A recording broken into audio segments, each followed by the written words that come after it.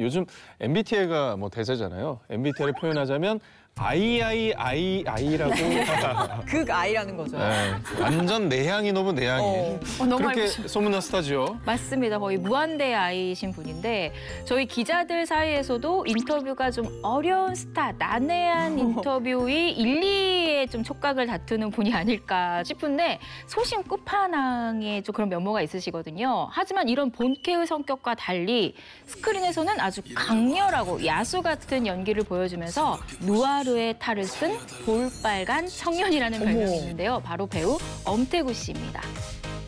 2007년 영화 기담으로 데뷔한 17년 차 배우거든요. 한마디로 무명 시절이 꽤 길었다는 얘기인데요. 이 무명 시절에 작품이 들어오지 않아서 정말 힘들었을 때 유재석 씨의 말하는 대로를 자주 들었다고 합니다. 노래 부르셨던 거. 아, 말하는 대로. 네. 명곡이죠. 네, 그때 한창 힘들었을 텐데 그 가사대로 다음날 할 게 없고 안 보이니까 조금 그랬던 것 같아요. 네. 재정적으로는 방세가 한 그때 월세였는데 24개월까지 밀렸던 적이 있어요. 24개월? 그 집주인께서 그거를 그냥 네, 이해해 주셨어요? 네, 열심히 산다고. 이렇게 요즘 뭐 일하기 힘들지 그러면서 한 달치 갖다 드리면 그 비타민을 항상 주셨어요. 네, 너무 감사해요. 아니 그런 집주인이 계십니까? 근데 영상 보면서 좀 마음이 좀 따뜻해져요. 네. 참 너무 감사한 분이네요. 근데 그러니까요. 저런 집주인을 만났다는 게 정말 큰 행운인 것 같기도 네. 합니다. 네. 데뷔 때부터 너무나도 소심한 성격 탓에 이 밤새 준비를 해와도 너무 긴장을 해서 현장에서 실수를 정말 밥 먹듯이 한 거예요. 준비를 아무리 해도 그 순간에 멍해지고 긴장감은 뭐 어떻게 할 수가 없더라고요. 계속 그러니까 이게 잘 안 맞는 것 같다. 그러니까 생각을 많이 했었죠. 어느 날은 현장 가는데 이제 터널을 지나가는데 약간 무덤에 들어가는 느낌이 들기도 했어요. 그렇게 몇 년의 시간이 지나 그의 이름을 대중에게 각인시킨 영화가 탄생하게 되는데요. 바로 2016년도에 개봉한 송강호 씨 주연의 밀정이에요. 이 밀정으로 이 엄태구라는 이름 석자를 알리게 됐고 배우의 길을 지금까지 쭉 갈 수 있게 된 거죠.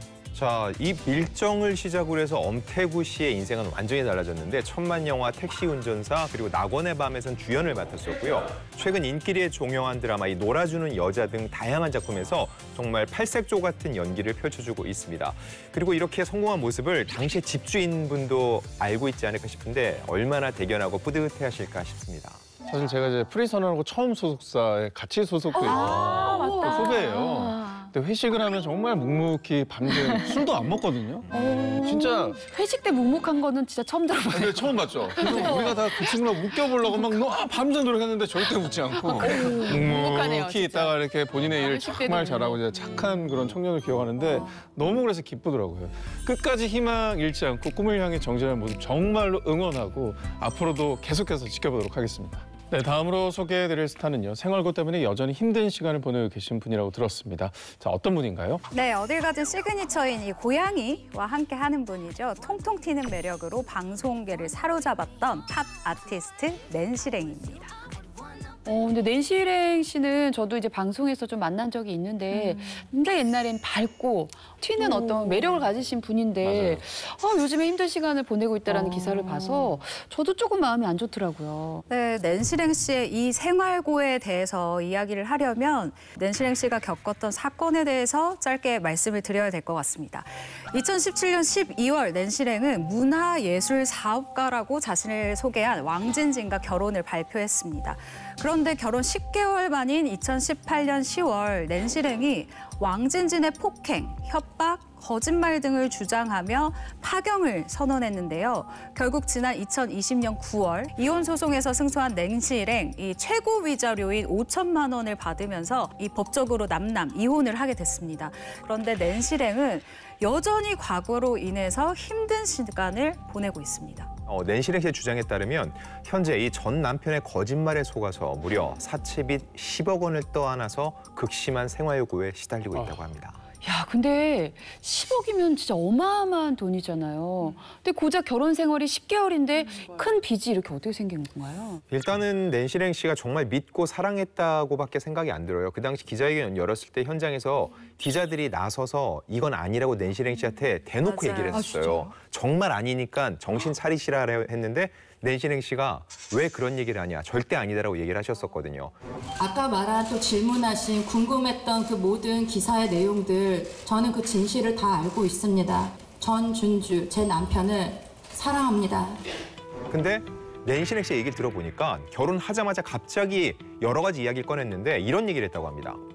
내가 지금 힘든 상황이 됐는데 마카오에 있는 친엄마와 동생이 굉장히 잘 산다. 그래서 이것만 해결해주면 마카오에서 행복하게 살 수 있다라고 했다는 거죠. 그리고 낸시랭 씨는 그 당시 결혼을 결심할 만큼 믿었죠. 사랑했죠.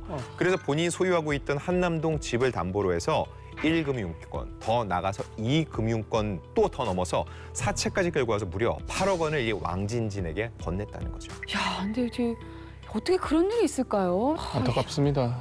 예. 이게 참 정말 막막한 것 같아요. 이게 지금 7년이 지났잖아요. 근데 7년이 지난 현재 이 빚이 줄기는커녕 이 높은 이율 때문에 점점 더 늘어서요. 총 금액이 8억 원에서 10억 원이 됐습니다. 이게 이자로만요. 무려 한 달에 600만 원씩 내고 있다고 합니다. 낸시랭 씨 스스로가 7년간 엄청난 이자를 낸 것조차 이 기적이다라는 얘기를 한 적이 있거든요. 엄청난 애쓰고 7년 동안 돈을 뭐 열심히 버셔가지고 이걸 갚았는데 원금은 줄질 않은 거잖아요. 이거야말로 진짜 밑 빠진 독에 물 붓기 아니겠습니까? 지난해 한 너튜브 채널을 통해서도 아무리 벌어도 은행에 이자로 나가다 보니까 그냥 허무하게 없어진 게 7년이다라고 하면서 절망적인 심경을 토로하기도 했습니다. 형편이 너무 좋지 않아서 현재는 월세방조차 구하기가 쉽지 않은 상황이다라고 얘기하기도 했죠. 생각보다는 평수는 좀 커요. 네, 그죠? 몇 평 정도 돼요, 넓은 것 여기가? 저 잘 모르겠어요. 이게 제 집이 아니라 좀 힘든 일을 겪어서 집이 없어가지고 계속 그 이사를 다니다가 지인 도움을 받아서 보증금 없이 월세 안 내고 그럼 공짜로? 공과 그 관리비만. 예. 그러다 보니까 자꾸 지사를 여러 번 한 그동안 4-5번 다니게 됐어요. 이제 제 집이 아니다 보니까 또 이제 내가 나가야 되는 상황이 생기면 또 이제 나가야 돼요. 근데 뭐 그래도 그 와중에도 주변에 좀 좋은 분들이 있는 것 같아서 다행이긴 한데 야, 근데 언제 쫓겨날지 모르는 상황에서 저렇게 매일을 살면 너무 불안할 것 같아요. 지금도 사실 저 집에 살고 있는지도 사실 궁금하고. 이혼 후에 5년 동안 지인의 집들을 돌면서 계속 얹혀 살았다고 하고요. 한때는 월세 오피스텔에 살한 적도 있었어요. 근데 돈이 없어서 월세를 11개월이나 밀렸고 보증금에서 제해 주셨는데 이것도 다 떨어진 거죠. 그러니까 보증금도 더 이상 헐 수가 없으니까 지금은 보시다시피 지인들의 도움을 받고 있는 상황이라고 합니다. 이혼한 지 6년이 지났는데 거처 마련이 지금 쉽지 않은 상황인 거면 이 빚 상환에 좀 오랜 시간이 걸릴 수도 있을 것 같은데 뭐 이후 상황에 대해서도 좀 알려진 게 있나요? 일단 8개월 전에 한 너튜브에서 낸시랭에게 그 당시 상황을 물어본 적이 있었거든요. 원금은 하나도 못 갚은 상황이고 한 여성으로서 감당하기 힘든 시간이었지만 예술을 통해 극복했고 현재도 극복해 나가고 있다. 꿋꿋하게 무조건 이겨낼 거다라는 다짐을 전한 바가 있어요. 지난 8월에는 전시회를 열기도 했고 세계를 돌아다니면서 계속해서 전시를 열고 있거든요. 이런 빚 한 번에 싹 청산할 수 있는 정말 대박 작품이 좀 하루빨리 나왔으면 좋겠다라는 바람이 들더라고요. 어쨌든 지난 7년 동안 매달 수백만 원 이상의 돈을 혼자 힘으로 어떻게든 갚아오시고 계신 거잖아요. 정말로 힘드실 거라는 생각이 듭니다. 앞으로는 좋은 일들만 가득하길 바라겠습니다. 정말 국민 영웅이었죠. 대한민국을 울고 웃고 또 박수치게 만들었던 분인데 사실 타고난 체형과 피지컬로 이른바 천재형 선수라고 불렸었거든요. 세계적인 각종 대회에서 금메달을 수없이 목에 걸었던 전 쇼트트랙 국가대표 김동성 씨입니다. 근데 이분 같은 경우 뭐 실력이면 실력, 뭐 피지컬이면 피지컬, 그리고 또 워낙에 그 쇼트트랙에서 명장면을 보여주셨던 분이기도 하고, 근데 최근에는 좀 안 좋은 소식으로 더 많이 접하게 되는 것 같습니다. 저는 아직도 기억에 남는 게 그 오노 사건 기억하시죠? 그 후에는 그런 일을 당하지 않기 위해서 김동성 씨가 아예 한 바퀴를 추월해가지고서는 꼬리를 잡아가지고서는 이게 우승을 했던 적이 있거든요. 정말 압도적인 기량이었죠. 그렇죠. 네. 근데 그랬던 김동성 씨의 이 생활고에 대한 얘기를 하려면 일단 꽤 오래전인 2004년으로 거슬러 올라가 봐야 되는데 그때 비연예인인 오모 씨와 결혼을 합니다. 그리고 슬하에 일남일녀 자녀를 두고 행복한 가정생활을 이어가는 듯 했는데 14년 만인 지난 2018년 협의 이혼으로 결국 이혼을 하게 되죠. 그런데 지난 2020년 4월이었습니다. 김동성 씨가 양육비 1,500만 원을 주지 않아서 양육비를 주지 않는 부모의 얼굴과 신상을 공개하는 사이트가 있었는데 여기에 김동성 씨의 이름과 얼굴이 등재된 사실이 알려지면서 세간에 충격을 줬어요. 그러니까 양육비는 법적으로 의무화하고 있는 상황이기 때문에 반드시 지급해야 되는 그런 돈이잖아요. 이에 대해서 김동성 씨가 밝힌 입장이 나왔나요? 지난 2021년 김동성 씨는 현재 아내와 재혼해 슬하에 딸 하나를 두고 있는데요. 이 딸은 이 재혼한 아내의 딸이에요. 일단 재혼을 앞두고 두 사람이 함께 한 예능 프로그램에 나와서 이 일상을 공개한 적이 있어요. 당시 이 김동성 씨는 코로나19 이후에 스케이트 링크장이 문을 닫아서 수입이 없었다. 월급 300만 원을 벌면 200만 원은 양육비로 지급을 했다. 나는 최선을 다해서 양육비를 지급하려고 노력은 했는데 생활고로 어쩔 수 없는 상황이었다라는 점을 강조를 했습니다. 하지만 이 방송 직후 이 전 아내 오모 씨 같은 경우는 거짓말이다. 재혼은 너무 축하하는데 방송에서는 두 번 다시 안 나왔으면 좋겠다라고 맞서면서 이 김동성 씨의 주장을 정면으로 반박을 했죠.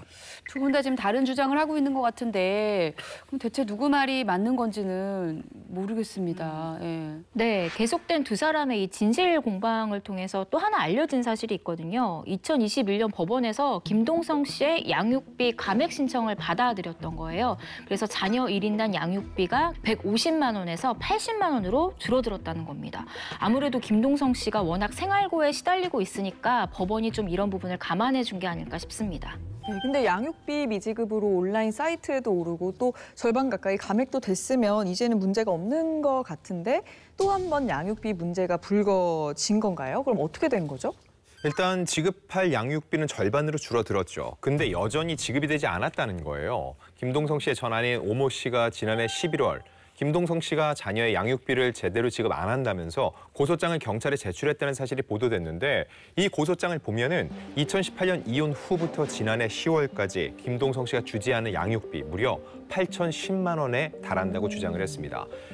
이에 지난 1월 김동성 씨의 현 아내죠. 임모 씨가 자신의 SNS를 통해서 압류물 표시가 붙은 사진과 함께 아이들의 밀린 양육비 반드시 보낼 거다. 제발 주저앉지 않게 해달라라는 글을 올렸는데 현재 입장은 빚이 수입보다 많아서 양육비를 줄 수 없는 상황이라면서 생활고를 호소한 거죠. 자, 그런데 메달리스트는 이 연금이 또 나오지 않습니까? 김동성 씨 같은 경우에는 아시안게임 금메달, 뭐 동계 스포츠대 금메달, 월드컵 종합 우승 등 생각나는 메달만 해도 국제대회에서 정말 여러 개인데 이 수익이 어떻게 잘 활용되면 이렇게 지급에 쓸 수 있을 것 같은데 그 부분은 어떻게 되는 건가요? 좀 취재를 해봤는데 오상진 씨 말대로 사실 연금을 받을 수 있는 조건이 돼요. 그리고 한때 김동성 씨 연금 수령액이 운동선수들 중에서 상위 이 10위 안에 들었었던 적도 있어요. 그럼 금액이 엄청 낮다라는 거잖아요. 그런데 그 결혼 후에 김동성 씨가 이 남은 연금을 한 번에 그냥 그때 수령을 했었다라는 거예요. 그러니까 더 이상 뭐 계속해서 이제 나오는 상황이 아닌 거죠. 그러니까 퇴직금을 미리 정산한 것 같은 맞습니다. 그런 상황이 그때 된 한 거네요. 번에 받았기 때문에 뭐 더 이상 지금 현재는 나올 수 있는 연금이 없다라고 해요. 근데 연금이 일단 안 되면 어쨌든 이제 고정적인 수입이 있어야지 뭐 양육비든 생활비든 해결을 할 텐데 김동성 씨는 그럼 지금 현재 어떻게 지내고 있는 건가요? 네, 김동성 씨 현재 건설 현장 일용직하고 이 쇼트트랙 교습을 병행하고 있습니다. 그러면서 생계를 이어가고 있는데요. 시시비비를 떠나서 한때 대한민국의 영웅이었던 사람이 이렇게 생활고에 시달린다는 게 참 많은 분들이 씁쓸함을 느끼셨을 것 같아요. 그런데 아내 임모 씨 또한 지난 4월 건설 현장에서 일을 시작했다고 합니다. 두 사람 모두 안전 이수증을 같이 따서 누구보다 열심히 현장 일용직 일을 하고 있다고 합니다. 각자의 속사정을 저희가 알 수는 없겠지만 또 아이들을 위해서라도 이제 싸움은 멈추고 또 빠른 시일 내에 잘 해결이 됐으면 좋겠습니다. 네, 극심한 생활고에 시달린 스타에 대해서 얘기를 나눠보고 있습니다. 다음으로 소개해드릴 분은 누구인가요? 네, 이분 가녀린 미성과 가성을 넘나드는 정말 팔세토 창법으로 한국의 파리넬리라는 수식어를 가지고 있는 정말 레전드 보컬리스트인데요. 1994년 데뷔곡 늪으로 첫 해에만 무려 80만 장에 가까운 기록적인 음반 판매량을 기록한 가수 조관우 씨입니다. 근데 이분은 늪 말고도 뭐 꽃밭에서 겨울 이야기 등 뭐 히트곡이 워낙에 많잖아요. 예능 프로그램에도 종종 나와서 잘 지내고 있는 줄 알았는데 생활고를 겪으셨다니까 대체 무슨 일이 있었던 건가요? 조관우 씨가 2018년에 어떤 방송에 나와서 정말 좀 충격적인 사연을 공개를 했어요. 2011년에 그 조관우 씨의 재산을 관리해주던 분이 있었대요. 그런데 그분이 배신을 해서 3억 원의 빚이 남게 됐다고 합니다. 그런데 거기서 끝나지 않고 조관우 씨의 집도 잃었고 카드까지 정말 모든 재산을 잃게 됐다고 해요. 이 지인이요, 조관우 씨가 번 돈을 다른 사람들과 나눠 가졌다고 합니다. 좀 이해가 안 되는 부분이긴 한데 조관우 씨가 이미 상황을 눈치챘을 때는 이미 집 두 채가 경매로 넘어간 상황이었다고 합니다.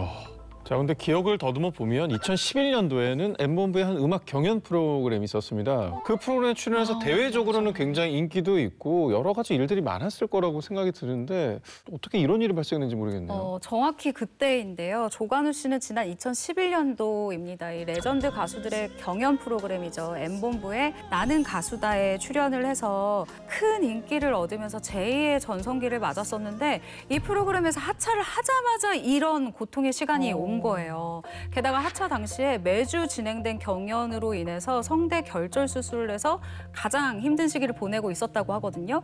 그런데 하필 이 시기에 지인의 배신까지 겹치고 3억 원이라는 빚더미까지 얹게 된 거죠. 조관우 씨의 시련이 여기서 끝이 아니었습니다. 조관우 씨가 당시에 생활고가 심했잖아요. 근데 당시엔 재혼 상태였단 말이죠. 이 재혼으로 어렵게 이룬 가정마저 파탄이 나게 된 것입니다. 사실 조관우 씨는 1993년 K본부 공채 탤런트 출신의 전 아내와 결혼을 해서 2명의 아들을 얻었지만 2003년 각자의 길을 걷게 됐는데요. 7년 후인 2010년 10살 연하의 전 아내와 재혼해서 슬하에 두 남매를 둔 가장이었거든요. 그런데 재혼 1년 후 억대 빚이 생기면서 극심한 생활고를 겪게 됐습니다. 그렇게 2018년 또 한 번의 파경을 맞게 되는데요. 조관우 씨가 한 방송에서 당시 빚에 대해서 이렇게 얘기를 했어요. 빚이 이자 때문에 계속 불어났다. 아이 분유값도 책임 못 질 정도였다고 얘기를 하면서 당시 경제적인 이유 때문에 이혼을 하게 됐다고 얘기했습니다. 네, 같은 가장으로서 또 경제적인 상황을 책임지지 못했다는 사실이 얼마나 또 어깨가 무거우셨을지 감히 짐작도 되지 않네요. 맞습니다. 일단 이혼을 했지만 2차례 결혼을 했잖아요. 총 4아이를 책임져야 되는 가장의 무게는 그대로 있었다는 거죠. 그리고 또 열심히 살아보려고 하는데 코로나19가 있었죠. 공연 시장이 정말 파탄 수준이었습니다. 2달째 양육비를 주지 못하는 사연을 공개한 적도 있는데 그러다 보니까는 아이들을 본 지 1년이 넘었다. 보면 또 돈이 들어가기 때문이라고 고백하기도 했습니다. 자, 근데 저는 여기서 드는 질문이 조관우 씨가 싱어송라이터잖아요. 그 히트곡이 굉장히 많아서 아마 저작료가 꽤 될 것 같은데. 그러게요. 맞아요. 사실 말씀 주신 것처럼 조관우 씨는 자신의 곡 대부분을 가사를 직접 썼는데 이 곡들에는 공동 작사가가 있었습니다. 바로 첫 번째 결혼했던 전 아내거든요. 그래서 당시 이 조관우 씨 이름으로 이 저작권 협회에 곡 등록을 했다고 합니다. 그러면 저작권료가 발생을 하겠네요. 그런데 제가 취재를 해본 결과 놀랍게도 현재 조관우 씨가 받고 있는 이 저작권료는 0원입니다. 왜요? 근데 조관우 씨 이름으로 등록이 되어 있다는 거잖아요. 정확히 말하면요. 이 재혼을 하기 전인 2009년까지는 이 조관우 씨가 저작권을 받았습니다. 그런데 조관우 씨가요. 첫 번째 아내와 이혼을 할 당시에 한 가지 약속을 했다라는 거예요. 내가 재혼을 하면은 내 저작권을 모두 당신에게 양도하겠다. 그 당시에 조관우 씨는 내 인생에 재혼은 절대 없다라고 생각을 하고 그 약속을 했다라는 거예요. 그런데 조관우 씨가 2010년에 재혼을 했잖아요. 재혼을 하면서 첫 번째 아내에게 저작권을 전부 양도했다고 하더라고요. 좀 안타까운 또 상황인데요. 그런데 꼭 뭐 저작권료가 아니더라도 그동안 활동을 하시면서 모아둔 재산도 꽤 있으실 것 같다는 생각이 드는 게 30년 넘게 활동을 하신 거잖아요. 네, 모아놓은 재산이 있을 것 같은데 그도 그럴 것이 1집 앨범은 130만 장이 팔렸고요. 2집 앨범은 약 300만 장이 팔릴 정도로 데뷔부터 정말 스타가 됐다고 해도 과언이 아닌데 정작 본인이 받은 당시 정상금은요. 역시 0원이었다고 합니다. 이 기획사와 이 계약을 분리하게 하면서 정산을 거의 받지 못한 것이거든요. 그래서 가수로서는 성공해서 스타가 됐지만 수익은 0원인 상황이 된 것이죠. 제가 좀 부족한 게 많아서 음악밖에 몰라서 사람들한테 속기도 하고 하필이면 또 그때 우리 아이들이 한참 클 때 등록금을 못 준 적이 있어요. 너무 슬프다. 그 부분이 굉장히 좀 마음에 걸리고 아빠 좀 이제 몸 생각하세요. 약주 좀 그만하세요라는 그런 얘기를 애들이 했을 때 가장 미안했던 것 같아요.